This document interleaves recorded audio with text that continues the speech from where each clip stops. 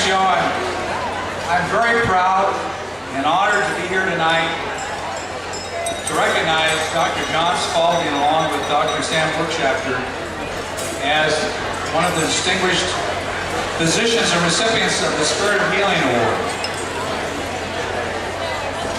We celebrate who these physicians are and what they've accomplished with their lives and with their careers.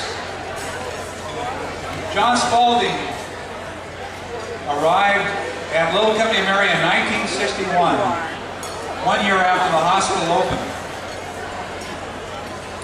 I arrived 6 years later, and our career and paths ran together and intersected on almost a daily basis for almost 33 years.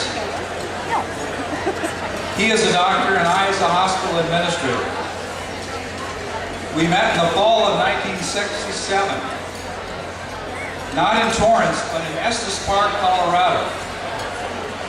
Sister Mary Magdalene had sent us to a medical staff conference along with several other senior physician leaders. We met John and Rita Spalding. John was going to be the next chief of staff in 1968.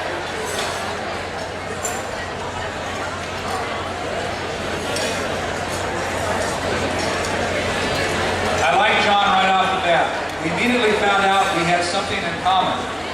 We went to the same high school, Loyola High School, and we went to the same university, Loyola University.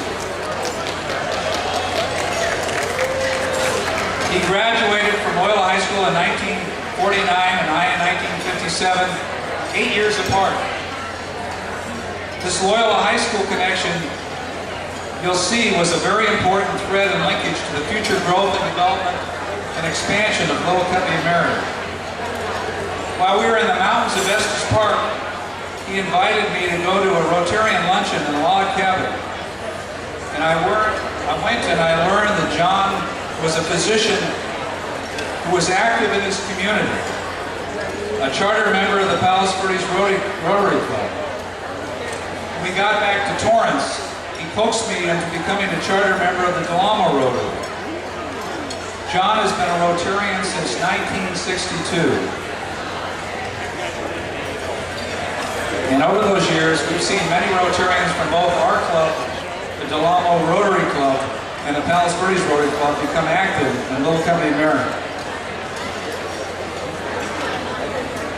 When I came back home, John became my personal physician and remained so for 35 years. I personally experienced his Mayo Clinic trained physician with the style that he had in medicine. He practiced on a person-to-person basis, face-to-face, laying on hands. He had the highest standard of quality and integrity, was an outstanding diagnostician, and was always a patient advocate looking for causes and solutions. He took the time to listen.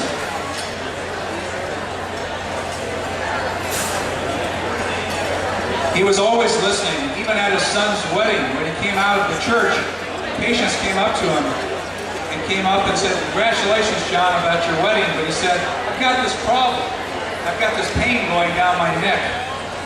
John was always being accessed, no matter where he was. John was one of the first lay members on the board of directors of Little Company Mary. He served from 1971 to 1975. In 1974, he became the chair of the hospital planning committee. Out of that committee came the plans for the 1979 addition and the future directions of the hospital.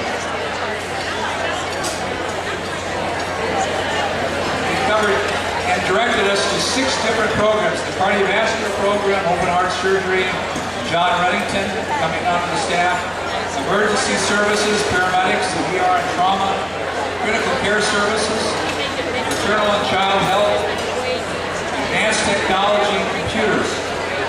He took us on a visit to Mayo Clinic in Rochester.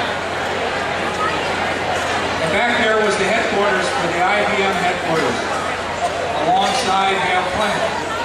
We came back from that, and we were the first hospitals in California to develop and purchase a CAT scan. It's a $1.5 million piece of equipment when the hospital only cost $3 million.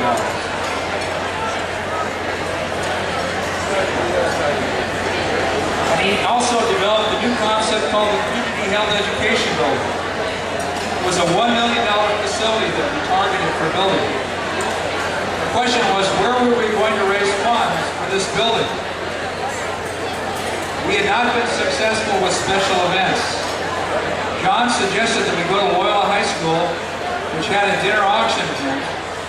John and I and Barbara Cummings, who's here tonight, along with Ned Hollis, went to this event, came back, and we started Sellabration. It was entitled Celebration of Life. We changed celebration to SELabration. And so John and Barbara Cummings, who are here tonight, were responsible for the event that we're here to celebrate.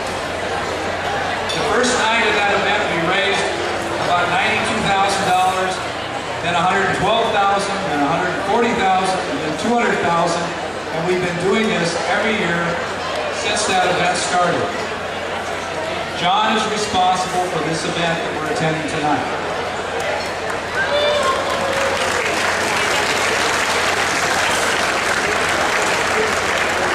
The education building was completed in a day and handles more than 5,000 meetings, 100,000 people come through its doors on a daily basis, on a yearly basis. It provides health education to our community and our staff, our nurses, our physicians. There's a plaque in that building which says, "A gift on behalf of my physician, John Spalding, from an anonymous donor." And that anonymous donor was a Rotarian. To give you an idea of the impact of this one physician and what he can do, basically you have to look at the major contributors that have been in his staff that he's referred to the hospital. John O'Hara and John Burns were responsible for the Del Webb Foundation of $1 million. And they came from Loyola High School. George and Jenny Schneider, Jenny was here tonight. They were responsible for our nursing program and so many other things that have been developed at Loyola Community America. Bob and Susie Culture were patients of Dr. Spalding. Both have chaired almost every committee in the hospital and every aspect of the foundation board and mission. And finally, we have Bill Hannon, who was a patient of Dr. Spalding, who donated $2 million to the Bill Hannon Foundation. John's patient. He was from Loyola High School. Over the entryway at Loyola High School, there's a statement that says, "Educating men for others so that they put beliefs into practice their whole lives. Agents for change who are intellectually distinguished, morally courageous, and service to others." And it says in Latin, AMBG, for the greater glory of God. At the Mayo Clinic, there is also an entry that says the needs of the patient always come first. And over our entryway, there's Mary Potter, who says, "Making visible the healing presence of Christ."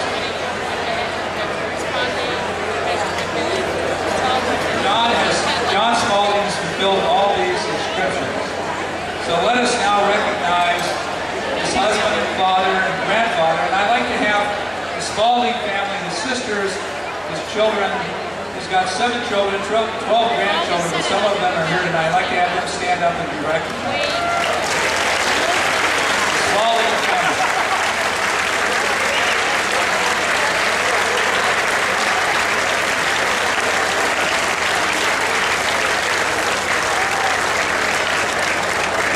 John is a husband and father. He's a doctor of medicine. He's a medical staff leader. He's a healthcare futurist and visionary. He's doctor of philanthropy. And my doctor, John Spalding.